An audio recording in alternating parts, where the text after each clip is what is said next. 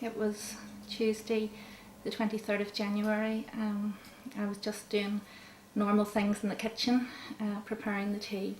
I was really excited because Michelle was due to come home with her friends from university the next day.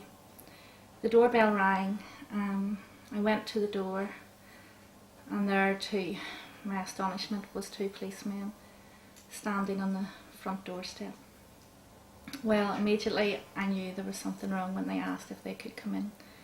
But because my husband drives quite a bit and he was in the south of Ireland, in Dublin at that particular time, I thought that he had had a car accident. Nothing could have prepared me for what they were going to tell me. Their words were, "Mrs. Sinclair, you've a daughter in Newcastle at university?" And I said yes. And they said, "I'm sorry to tell you that she's just died an hour ago." I think it just didn't register. I remember saying something like, "That's a dreadful job you have, to bring somebody that news." I think they just looked at me and said, "What sort of person is this?" After that, I was worried because my son Kyle was due home from work, and I asked them if they would move the police car. Whenever Kyle came in, I had to break the news to him. He just couldn't believe what I was saying. I then had to ring my husband, and he had the awful journey from the south of Ireland up to the north, which took him probably a couple of hours, and he said it was the longest drive of his life. The next day was, for me, the most horrendous day of my life. As a mother, I feel that no mum should have to go through what I went through, and I know my husband and his brother felt the same. We had to board the plane that Michelle and her friends were due to come home on that morning and go out to Newcastle to identify her body. It was just incomprehensible. I just couldn't describe the pain and the hurt that we felt at that time, and I just wouldn't wish that pain on my worst enemy. After that, the CID explained to us what was to happen.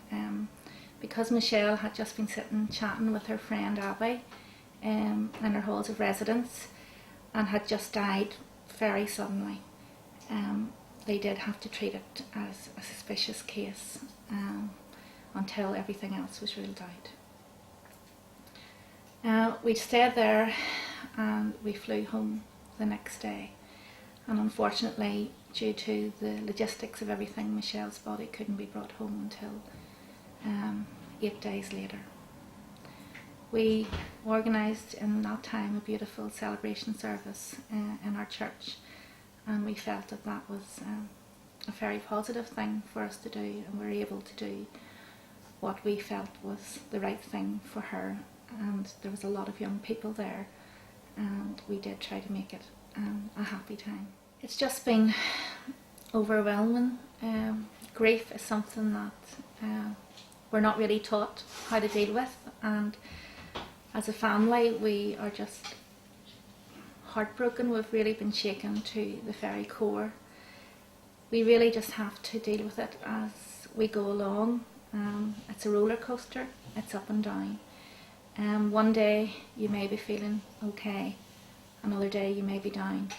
When one person's up, the other person may be down. We really are just learning how to deal with it ourselves, and it's a big learning curve. Unfortunately, we all had to be screened, or I should say fortunately, it's a good thing to do, to get screened. But for me it was a hard time because they did discover that I have an abnormality, and it is to do with the rhythm and the arrhythmia problem of the heart. Although Michelle's inquest, the conclusion was really natural causes, it does look like very much that because they've discovered this with me, that it probably is more than likely that she had the same thing. As a mum, that really doesn't make you feel very good, because then you question, oh, this is my fault, I have given this to her. But really, we've learnt that genetics is something that it's just out of our depth, and it's best not to think about it too deeply. My husband, he often talks about the times that we'll miss as a father. He maybe thinks about walking his daughter down the aisle if she were to be married. Kyle has lost his only sister, and he has been a tower of strength. He has been wonderful, and we are so happy that we have him, and really that is our goal, to try and go on and make him feel that we are pleased that we have him. And the only thing is that we do worry, because he's been so strong for us, that he hasn't really started to grieve himself. And we know that that's something that he has to do for himself, and he will do it in his own time, and hopefully we will be there for him whenever that time comes. Michelle was she was a very determined young lady. She often talked about different things. At one time she said, oh, maybe I'll be a policewoman. I fancy myself being an undercover detective, and I could go and I could solve all these crimes. But she did decide to do her business management degree in Northumbria, and she really was enjoying it. She adored Northumbria. She loved the people, and they loved her. She was having a wonderful time, and I feel that she would have finished her degree. She probably would have looked forward to the graduation ceremony and party afterwards. That was Michelle. She just loved to live life to the full. The one thing that she really enjoyed doing was travelling. The summer before she died, she went to America and done a children's camp, and she had a wonderful time. Her dream, she often talked about, was to go to Australia, and I feel that she would have done that at some stage. Whether she would have stayed there and worked for a while before settling back, who knows. But that's something that we feel that she would have done. We do believe that whatever she would have chose to do, that she would have done well. And even her lecturer said that she was a fine student, and they believed that she would have done well in her degree. The only thing left to say is that she was a wonderful daughter, and we were very proud to call her our daughter.